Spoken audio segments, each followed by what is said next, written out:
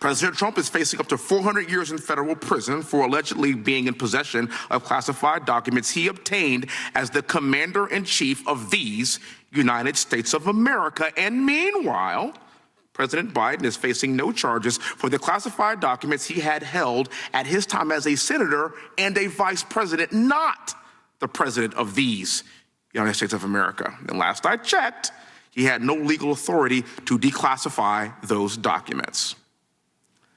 Assuming President Trump was in possession of said classified documents, would those documents be more secure surrounded by Secret Service at Mar-a-Lago or in a box in a garage behind your Corvette?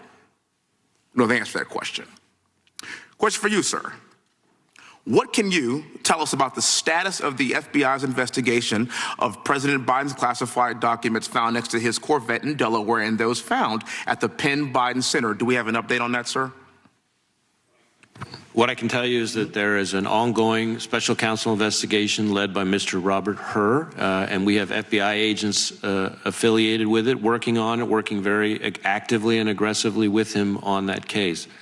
I obviously disagree with your description of the two standards. In my view, at least under my watch, we have one standard. Okay. And that is we're going to pursue the facts wherever they lead, no matter who likes it. And I add that last part because especially in sensitive investigations, almost by definition, somebody's not going to like it. So I understand, and that's actually why I led with the sentiment of the American people. I understand that's your sentiment. So I do want to finish this. So I want everybody to talk about this dichotomy that we have seen. I get your point, sir, but that's just not what we see as the public, as we the people. We see one case being fast-tracked and one case being slow-walked. We see one president's home being raided, the other president's home being kindly searched. You have one government agency, the Secret Service, protecting the former president and his home, and another government agency, the FBI, raiding the same home. Now, to me, sir, that's tragically ironic. And we expect more from a functional constitutional republic, and these things shouldn't be happening. Now, it's my opinion that Joe Biden is the most unpopular president we have seen in a century, and that's why he knows the only way to stop President Trump from beating him in November is by putting him in jail. You talked about this, Mr. Fry.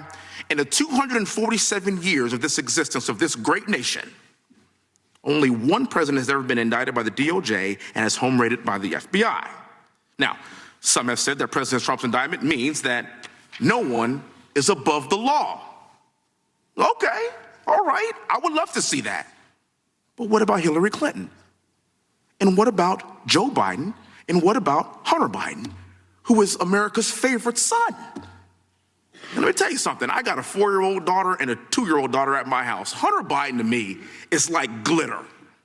He is on everything and you cannot get rid of him. And yet nothing is going to be done about this. We're sick of it. James Comey decided not to prosecute Hillary Clinton despite overwhelming evidence that she committed crimes. And as I recall, it was the position of the FBI to not prosecute because they didn't want to interfere with the presidential election. What do you call this? The Iowa caucuses are in 6 months.